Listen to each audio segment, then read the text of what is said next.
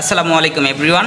আপনারা অনেকেই আমাকে প্রশ্ন করেন যে ভাই আমি গ্রি এসি কীভাবে চিনব।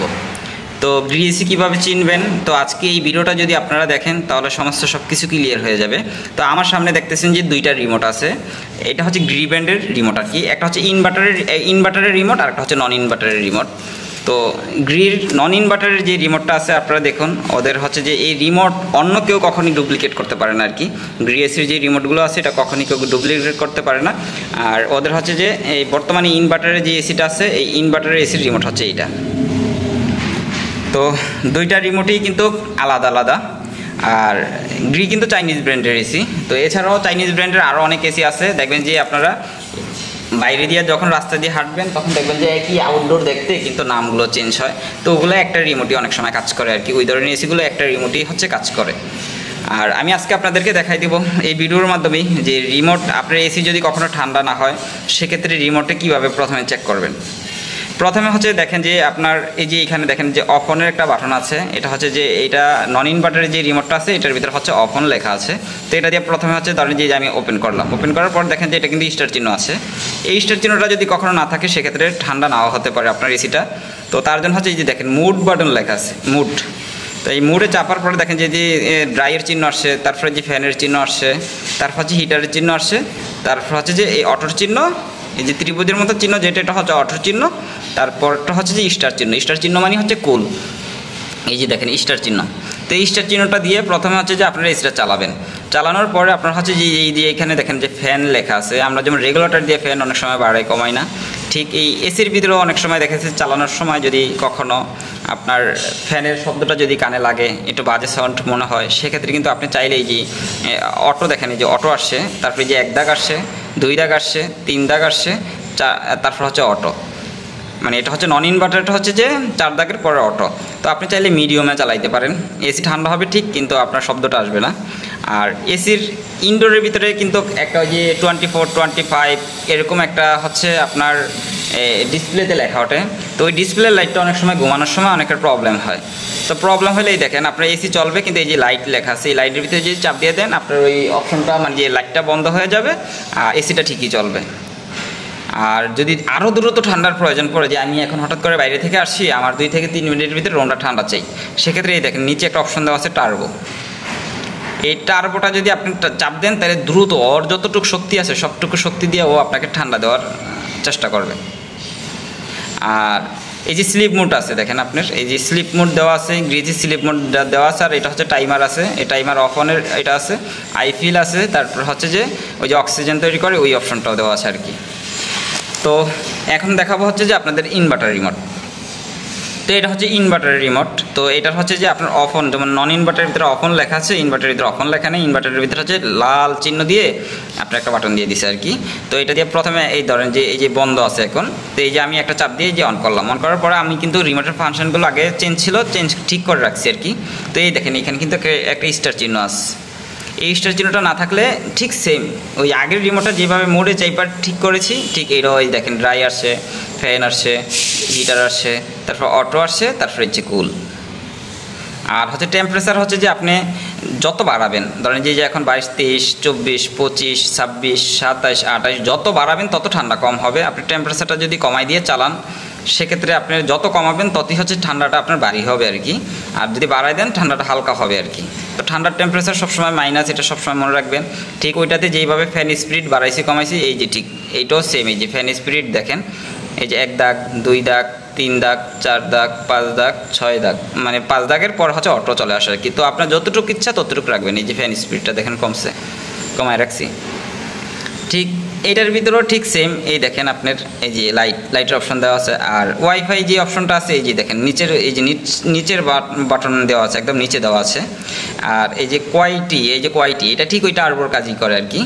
মানে টার্বো মানে যে যেমন হায়ার এসিতে দেখা গেছে যে টার্বো প্লাস হচ্ছে কোয়ালিটি একসাথে দিয়ে দিছে আর কি, এটা হচ্ছে আলাদা করেছে আর কি। তারপরে এই স্লিপ মোড দেওয়া আছে, আইফিল দেওয়া আছে, তারপরে এই যে টার্বো দেওয়া আছে দ্রুত। তারপর হচ্ছে যে সুইং, ইনভার্টারের সুইং হচ্ছে 2টা, একটা ভিতরে একটা বাইরে। আর নন ইনভার্টার কিন্তু একটা সুইং থাকে আর কি। তো এই যে সুইং আপনারা যদি এই যে আপ ডাউন করেন সুইং, এটা যে দিবেন এক চাপে দিবেন চলবে, আবার এক চাপ দিবেন বন্ধ হয়ে যাবে। 2টা আছে, একটা বাইরে একটা ভিতরে। তো এছাড়াও যদি এসির কখনো কোনো ইনফরমেশনের প্রয়োজন পড়ে, যে কোনো ধরনের ইনফরমেশন, আর আমাদের সাথে যোগাযোগ করবেন, আমরা সবসময় আপনাদের মাঝে দেখাবো। এখন দেখাবো হচ্ছে যে আপনার ইনভার্টার এবং হচ্ছে যে নন ইনভার্টারের ওয়ারেন্টি কার্ডটা দেখতে কেমন। তো আমার হাতে দেখেন, এটা হচ্ছে গ্রির ওয়ারেন্টি কার্ড আর কি। যে আমার হাতে যেই মানে যে ওয়ারেন্টি কার্ডটা দেখতেছেন, এটা হচ্ছে নন ইনভার্টারের ওয়ারেন্টি কার্ডটা আর কি। নন ইনভার্টার ওয়ারেন্টি কার্ডটার কালারটা আপনি একটু দেখে রাখুন, এটা কিন্তু কালারটা মানে যে আলাদা থাকে আর কি। তো আপনারা ওয়ারেন্টি কার্ডগুলো কিন্তু বানানো যায়, বাইরে অনেক ক্ষেত্রে ডুপ্লিকেট এসি অনেকে বিক্রি করে গ্রির নাম দিয়ে। তো সেক্ষেত্রে আপনারা দেখবেন যে এই যে ওদের যে বারকোড আছে, এই বারকোডটা কিন্তু কখনোই কেউ করতে পারেন আর কি। এই যে এটা হচ্ছে যে ওদের মডেল নাম্বারটা বারকোডের ভিতরে দেওয়া, আপনি যদি স্ক্যান করেন তাহলে সব বের হয়ে চলে আসবে সাথে সাথে। এটা হচ্ছে গ্রির ওয়ারেন্টি কার্ড। এখন দেখাবো হচ্ছে যে আপনার ইনভার্টারের ওয়ারেন্টি কার্ডটা। এই যে আমার হাতে দেখেন আরেকটি ওয়ারেন্টি কার্ড আছে, এটা হচ্ছে Dayton XPUV যে এসি আছে এটার ওয়ারেন্টি কার্ড। তো এই ওয়ারেন্টি কার্ডটা কিন্তু অন্যান্য কারো এসির সাথে কখনোই মিলে না আর কি। তো আপনারা দেখেন এই যে এখানে 10 ইয়ার্স লেখাই আছে আর কি, 10 ইয়ার্স লেখা আছে। আর ইনভার্টারের ওয়ারেন্টি কার্ডটার কালারটা চেঞ্জ, নন ইনভার্টার কালার ওয়ারেন্টি কার্ডটা চেঞ্জ। এই দেখেন এইখানেও কিন্তু আপনার জি আপনার ওদের হচ্ছে বারকোড দিয়ে দিয়েছে, ওদের কম্প্রেসার ওয়ারেন্টি কতদিন, তারপর হচ্ছে যে আপনার সার্ভিস ওয়ারেন্টি কতদিন, এটা আমরা যাওয়ার সময় হচ্ছে ফিল আপ করে দিব আর কি। এখন আমরা ফিল আপ করিনি আর কি, আমরা শুধু এখন এসি সেটিংস করতেছি। তো ইনভার্টার নন ইনভার্টারের ওয়ারেন্টি কার্ডটা আপনাদের দেখাই দিলাম। আপনারা যেখান থেকে এসি কিনেন অন্তত একটু যাচাই বাছাই করে এসি কিনবেন। বাংলাদেশের ভিতরে হচ্ছে যে আপনারা চাইনিজ ব্র্যান্ডের একই এসি বিভিন্ন নামে আসতেছে। অনেক সময় দেখবেন যে আপনার এক ভাই হয়তো একটা মিডি এসি কিনেছে, আরেকজনে দেখা গেছে অন্য আরেকটা ব্র্যান্ড এসি কিনেছে, কিন্তু ঘুরা ফিরা যায় দেখবেন যে রিমোটগুলো ওনার বাসায় যেটা রিমোট আপনার বাসায় ঠিক সেম রিমোট, কিন্তু এসি নাম হইতেছে ভিভো হইতেছে, বিভিন্ন কোয়ালিটির নাম হইতেছে। নাম বলতে গেলে আমাদের অনেক প্রবলেম হয়, এই জন্য নামগুলো বলবো না। তো আপনারা দেখবেন যে বিভিন্ন রেস্টুরেন্টে গেলে একই এসি এক জায়গার ভিতরে নাম লেখা আছে কেরিয়ার, আরেক জায়গায় নাম লেখা আছে হিটারছি, আরেক জায়গায় নাম লেখা আছে মানে বিভিন্ন সেফ। তো আরেক মানে যে এইভাবেই কিন্তু আসলে ডুপ্লিকেটগুলো করে। তো আপনি টাকা দিয়ে জিনিস কিনবেন, সবসময় যদি একটু ভালো কোয়ালিটির জিনিস কিনেন কখনই আপনি প্রতারিত হবেন না। একটা ভালো কোয়ালিটির এসি মানে 10-15 বছর চালানো সম্ভব। আর যদি আপনি একটা ডুপ্লিকেট এসি নেন, হয়তো 2-3 বছর ভালো সে সার্ভিস দিবে, কিন্তু পরবর্তীতে আপনার ওইভাবে আর আপনাকে সার্ভিসটা দিবে না। ওই এসিগুলোর ঠান্ডাগুলো ধীরে ধীরে তারপর হচ্ছে কমে যায়, লিক হয়ে যায়, বিভিন্ন প্রবলেম দেখা দেয়।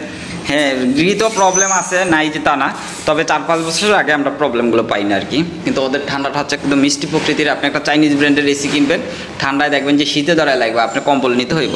আর ভালো ভালো যেই ব্র্যান্ড আছে, জেনারেল বলেন, শার্প বলেন, এলজি বলেন, ওদের ঠান্ডাটা হচ্ছে একটু মিষ্টি প্রকৃতিকে আর কি। আপনার ঠান্ডার কোয়ালিটিটা মানে আপনি রুমের দিয়ে বাইরে হলে মনে হইব না যে আপনি। আর চাইনিজ ব্র্যান্ডের এসিগুলো মনে হইব যে আপনি শীতে একদম কাঁপায় লাগবে, কিন্তু রুম টেম্পারেচার যা দিলে তা অনেক সময় কাজও করে না অনেক এসিতে আর কি। তো একটু বিবেচনা করে যারা এসিগুলো কিনবেন, তাহলে আর কখনই প্রতারিত হবেন না। তো এই হচ্ছে আমাদের এসিগুলো সেটিংস। আমাদের মোটামুটি 2 পিস এসি সেটিংসের কাজ কমপ্লিট হয়েছে। তো এখন হচ্ছে এই যে আপনারা দেখাবো, এটা নন ইনভার্টার এসি। নন ইনভার্টার এসি এই যে দেখেন, ওই যে ডিসপ্লেতে দেখেন 19 লেখাটা আছে। তো এই 19 লেখাটা অনেক সময় রাতে ঘুমাইতে গেলে কিন্তু এই ডিসপ্লে লেখাটা কিন্তু প্রবলেম দেখা দেয়। তো প্রবলেম দেখা দিলে সেক্ষেত্রে এই দেখেন, এই যে এখানে কিন্তু লাইট লেখা আছে, এই যে দেখেন আমি লাইটে চাপ দিচ্ছি, এই যে ডিসপ্লেটা বন্ধ হয়ে গেছে, এসি কিন্তু ঠিকই চলতেছে।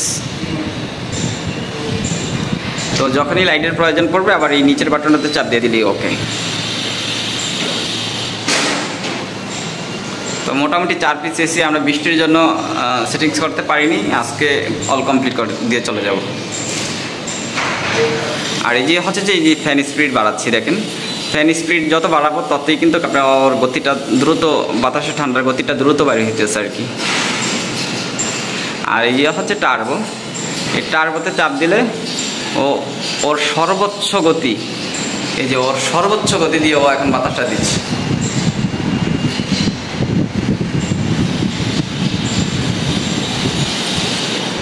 তো এটা হচ্ছে LM মডেল। তো আগের LM মডেলের উপরের কাভারটা ছিল হচ্ছে ব্ল্যাক, আর বর্তমান LM মডেলের কাভারটা হচ্ছে যে হোয়াইট। তো এসির কোয়ালিটি কিন্তু আগে যা ছিল এখন তাই আছে, কিন্তু শুধু হচ্ছে যে কালারটা চেঞ্জ হয়েছে।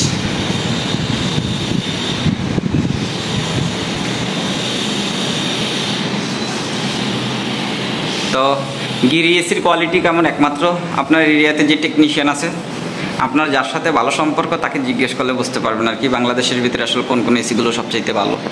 তো মিডিয়াম প্রাইজের ভিতরে হলে এগুলো নিতে পারেন, আর হাই প্রাইজের ভিতরে হলে এলজি অথবা স্যামসাং আর অথবা ডাইকিন, মিৎসুবিশি এই এসিগুলো নিতে পারেন আর কি।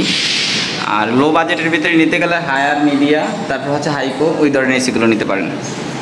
আসসালামু আলাইকুম, আজকে এতটুকু, আল্লাহ হাফিজ।